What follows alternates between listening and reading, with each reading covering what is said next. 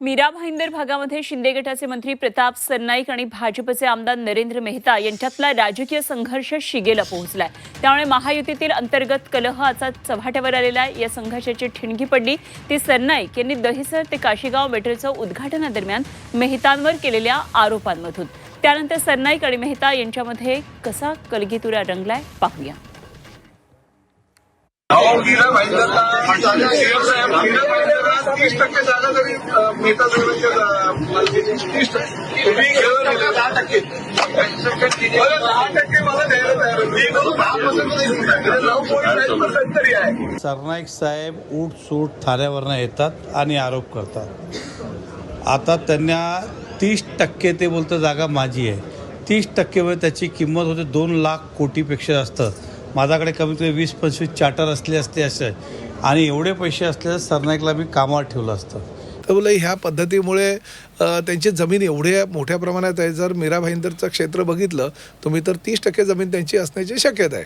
आणि असं बोलल्यामुळे थोडंसं त्यांना दुःख झालं, कारण अनेक गुन्हे त्यांच्यावर आहे। म्हणजे जास्त नाही आहेत, फक्त 28 गुन्हे आहेत आणि ते त्यांनी त्यांच्या ॲफिडेव्हिटमध्ये हां फक्त 28 आहेत। म्हणजे बलात्कारापासून खंडणी आणि जबरदस्तीनं जमीन हडपणे वगैरे अशा प्रकारचे फक्त 28 गुन्हे असल्या कारणानं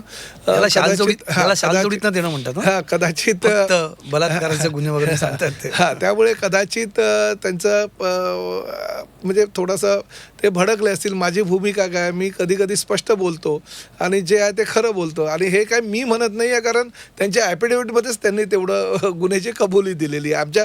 असं होते आमच्या शिवसैनिकांनी जाऊन नंतर पोलीस स्टेशनमध्ये सांगितलं यांना तडीपार करा वगैरे, ही गोष्ट वेगळी आहे आणि त्यामुळे ते भडकून ते बोलले असतील। पण ठीक आहे, शेवटी सहयोगी पक्षाचे सदस्य आहेत, सांभाळून तर त्यांना घ्यायला पाहिजे। आणि मी हेही म्हणालो की त्यांनी मला ड्रायव्हर म्हणून ठेवायची त्यांची भूमिका आहे, परंतु ठेवलं नसतं, कारण शेवटी माझी तर तयारी आहे, कारण मी 8 वर्ष रिक्षा ड्रायव्हर म्हणून काम केलेलं आहे।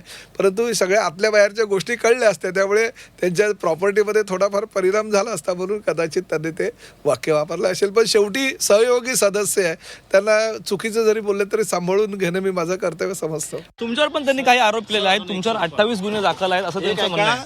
माझ्यावर 28 गुन्हे दाखल असेल तर मी भाईंदर सोडून कायमस्वरूपी राजस्थानला जाईल, नाहीतर सरनाईकली सोडून जायची आहे का? त्याला तर गाव पण नाही सोडून जायला, मला तर गावही आहे, त्याला ते पण नाही। काहीतरी बोलायचं, उगाच करायचं। आणि सरनाईक हा जगातला सर्वात मोठा खोटाडू आहे। त्यांनी 28 गुन्हे सिद्ध करा, मी चॅनलवर सांगतोय। मी आजच राजीनामा देईल आणि कायमस्वरूपी गावी जाईल। गावातला भूमिपुत्रांना आपला व्यक्तिगत स्वार्थासाठी बेघर करायला घेतलं। तुम्ही जागा विकत घ्या, मोठे व्हा, आमची शुभेच्छा। परंतु रात्री एका गुंड्यासारखा दंगा पसंत रात्री 12 वाजता 1 वाजता इकडे महिलांवर तुम्ही हल्ला करतात, त्यांची घरं तोडतात JCB पोकलंडनी बेकायदेशीरित्या। आणि ह्या बेकायदेशीर आता हे चालणार नाही। महाराष्ट्रामध्ये भूमिपुत्राला बेघर करून चालणार नाही। आणि आम्ही सर्व भारतीय जनता पक्ष म्हणून आणि आमदार म्हणून ह्या कुटुंबाचा मागे आम्ही आहोत आणि ह्यांना त्यांचा न्याय दिल्याशिवाय आम्ही राहणार नाही। मी पोलिसांनाही सांगेल, महापालिकेलाही सांगेल, जो यामध्ये दोषी असेल त्या सर्व अधिकाऱ्यांवर पण कारवाई झाली पाहिजे, या दिशेने नक्की आम्ही बोलणार आणि माननीय मुख्यमंत्री देवेंद्र फडणवीस साहेबांना बोलणार। अशा प्रताप सरनाईकचा तुम्ही राजीनामा घ्यायला पाहिजे। माझं आजही सगळ्यांना खुलं आव्हान आहे, प्रताप सरनाईकनं काही जरी बेकायदेशीर केलं तर त्याची चौकशी व्हायला पाहिजे।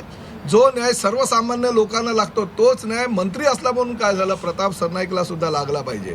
माझ्यावर जर चुकीचे आरोप ह्या मराठीच्या मुद्द्याच्या माध्यमातून जाणीवपूर्वक काही लोकांनी संघटित होऊन केला असेल आणि त्याचं भांडवल केलं असेल, मला असं वाटतं कायदेशीर नोटिसीला त्यांना उत्तर द्यावंच लागेल।